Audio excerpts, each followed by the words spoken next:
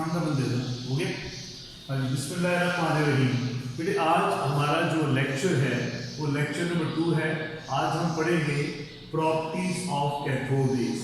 Cathode rays की properties को पढ़ने से पहले बेटा कैथोड रेज की प्रॉपर्टीज को पढ़ने से पहले हम जरा कैथोड रेज कैसे प्रोड्यूस होती हैं उसको एक दफ़ा दोबारा देखते हैं। ये बेटे हमारे पास एक शीशे की बनी हुई एक ट्यूब है। ये शीशे की बनी हुई ट्यूब है जिसके अंदर दो मेटल्स के इलेक्ट्रोड्स कनेक्टेड है। ये दो मेटल्स के इलेक्ट्रोड जो है as a anode and cathode act करते हैं, ठीक है। अब इस डिस्चार्ज ट्यूब के अंदर जो एयर थी उसको with the help of vacuum pump remove कर दिया जाता है। उसके बाद इसमें गैस बन जाती है और गैस का प्रेशर लो कर दिया जाता है। गैस का प्रेशर तकरीबन जो है वो 10 raised to power -4 atm होता है। बेटा atm is the unit of pressure, तो 10 raised to power -4 इसका जो गैस इसमें फिट की जाती है उसका प्रेशर 10 raised to -4 रखा जाता है, लो प्रेशर रखा जाता है। और इस एनोड और कैथोड जो है इसको हाई वोल्टेज बैटरी के साथ कनेक्ट कर दिया जाता है जिसका वोल्टेज जो है वो तकरीबन 5000 से लेकर 10,000 तक होता है। तो जो ही हम क्या करते हैं डिस्चार्ज ट्यूब के अंदर इस बैटरी को ऑन करते हैं तो शाइनी रेज प्रोड्यूस होती हैं। ये शाइनी रेज जो होती हैं ये कैथोड से एनोड की तरफ मूव करती हैं, ठीक है। इलेक्ट्रोड को चेंज करके भी देखेंगे तो फिर भी यही रेज पैदा होंगी, और अगर हम इसके अंदर इस्तेमाल होने वाली गैस को भी चेंज करेंगे तो फिर भी यही रेज पैदा होती है। अच्छा, अब ये रेज जो है पैदा होती है, ये रेज हमेशा कैथोड से एनोड की तरफ ट्रेवल करती हैं। These rays always travel from cathode towards anode। तो हम इसकी नेचर जानना चाहते हैं, इसकी प्रॉपर्टी जानना चाहते हैं। अच्छा, सबसे पहले देखें, आप देखें कि इसकी पहली प्रॉपर्टी क्या है कि ये रेज जो है ये हमेशा जो है वो कैथोड से एनोड की तरफ जाती है। इसका मतलब है कि these rays travel in a straight line perpendicular to cathode। ये रेज जो हमेशा कैथोड से परपेंडिकुलर जाती है, सीधी ट्रेवल करती हैं, कैथोड से एनोड की तरफ जाती हैं। अगर हम इन रेज के रास्ते में अगर हम इन रेज के रास्ते में कोई ओपेक ऑब्जेक्ट रखते हैं तो we place an opaque object. मिसाल के तौर पर हम इसके रास्ते में एक ओपेक ऑब्जेक्ट रख देते हैं। ये एक ओपेक ऑब्जेक्ट है बेटा, ये ओपेक ऑब्जेक्ट इसको कहते हैं, ठीक है, जो नॉन ट्रांसपेरेंट होता है, जिसके आर पार नहीं जाया जा सकता। तो अब इसके रास्ते में हम एक ओपेक ऑब्जेक्ट करते हैं। जब ये रेज इस ओपेक ऑब्जेक्ट से टकराती हैं तो बेटा इसका शार्प इमेज बनाती हैं। क्या बनाती है बेटा? इसका शार्प इमेज बनाती हैं, ठीक है। ये आपके पास एक ओपेक ऑब्जेक्ट है, इस ओपेक ऑब्जेक्ट का ये क्या बनाएगी? इमेज बनाएगी। इसका मतलब क्या हुआ कि ये रेस नहीं है, दीज आर मटीरियल पार्टिकल। अगर ये रेस होती तो ये सीधी गुजर जाती।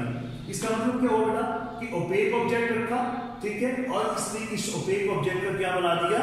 इमेज बना दिया। तो इसका मतलब है कि ये जो रेस होती हैं दीज आर मटीरियल पार्टिकल। तो बेटा सेकंड प्रॉपर्टी क्या है कि they cast a sharp shadow of an opaque object if placed in their path. अगर इनके रास्ते में कोई ओपेक ऑब्जेक्ट रख दिया जाए तो ये क्या करती हैं? उसका शार्प शैडो बनाती हैं। अगर अब उसके बाद क्या होगा? अगली प्रॉपर्टी साइंटिस्ट ने क्या ऑब्जर्व करी कि अगर आप यहां इसके अंदर इलेक्ट्रिक और मैग्नेटिक फील्ड पैदा कर लें, अगर आप इसके अंदर इलेक्ट्रिक और मैग्नेटिक फील्ड पैदा कर लें, एक तरफ इसके, ठीक है, एक तरफ आप इसके क्या करें? पॉजिटिव प्लेट बना दें और एक तरफ इसके नेगेटिव प्लेट बना दें। तो जब आप वैसे तो ये रेस स्ट्रेट लाइन में ट्रेवल करती है कैथोड से एनोड की तरफ। अगर आप इसके अंदर, ठीक है, इलेक्ट्रिक फील्ड बना देंगे तो ये रेस स्ट्रेट की तरफ जाने की बजाय these rays bend towards a positive plate। ये रेस किसकी तरफ बेंड हो जाएगी बेटा?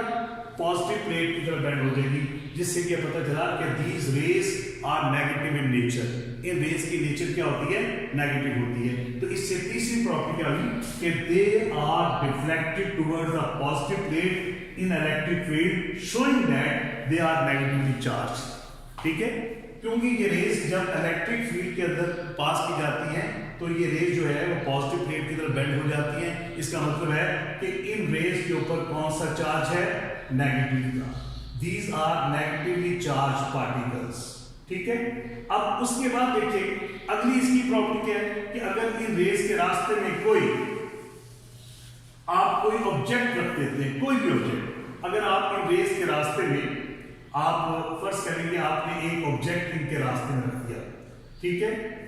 अगर आप इन रेस के रास्ते में कोई ऑब्जेक्ट रखते, कोई भी ऑब्जेक्ट रखते, तो rays the temperature of the body. इनके रास्ते में कोई बॉडी रख दी जाए, कोई ऑब्जेक्ट रख दिया जाए, तो जब ये रेज उसको हिट करती हैं तो उसका टेंपरेचर क्या होता है, वो राइज कर जाता है। इसका मतलब क्या हुआ कि these rays have the energy।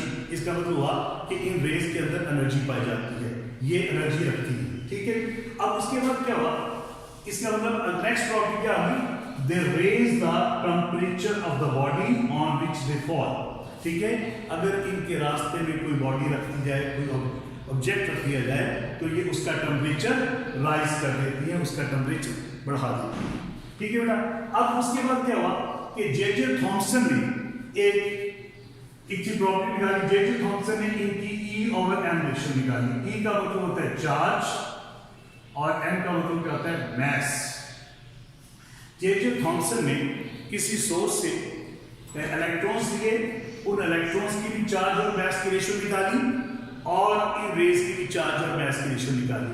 तो J Thomson find the charge and mess ratio of these particles, these raise. तो इनकी चार्ज और मैस की जब उसने रेशियो निकाली तो ये चार्ज और मैस की रेशियो इलेक्ट्रॉन्स की चार्ज और मैस की रेशियो के इक्वल आई, जिसकी वजह से उसने कहा actually these rays are electrons, these rays which are called cathode rays, which are called negative rays, ये हकीकत में क्या है, ये इलेक्ट्रॉन्स पर मुश्तमिल होती हैं, ठीक है। अब उसके बाद नई प्रॉपर्टी देखिए एक और, अगर आप ये रेस आ रही हैं और जब ये डिस्चार्ज ट्यूब की वॉल से टकराती हैं, when these rays hit the walls of the discharge tube, when these rays hit the walls of the discharge tube, ठीक है, a glow is produced, ठीक है। जब ये रेस इसकी वॉल से टकराती हैं तो ग्लो पैदा करती है। इसका मतलब हुआ कि ये जब इस चीज से हिट करती हैं तो उसके अंदर चमक पैदा करती हैं। तो अगली प्रॉपर्टीज क्या है कि light is produced when these raise hit the walls of the discharge tube. अच्छा, अब उसके बाद नेक्स्ट जो बेटा बड़ी इंपॉर्टेंट प्रॉपर्टी है।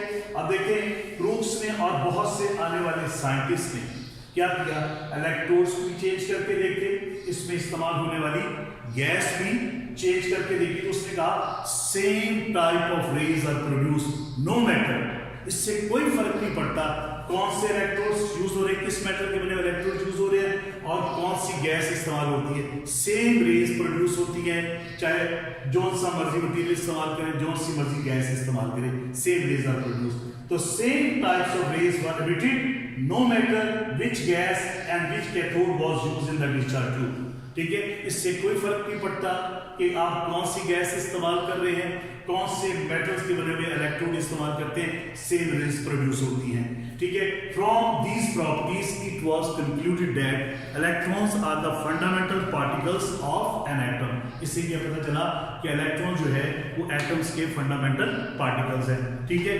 और ये रेज नहीं होती, these are not the rays, these are the material particles, because when a opaque object is placed in their path, जब इनके रास्ते में कोई opaque object रख दिया जाता है तो उसका शेडो बनाते हैं। तो शेडो जो है इसका मतलब ये रेज नहीं है, these are the material particles, और these material particles, ठीक है, were called electrons, इन्हें इलेक्ट्रॉन्स का नाम दिया गया, ठीक है बस।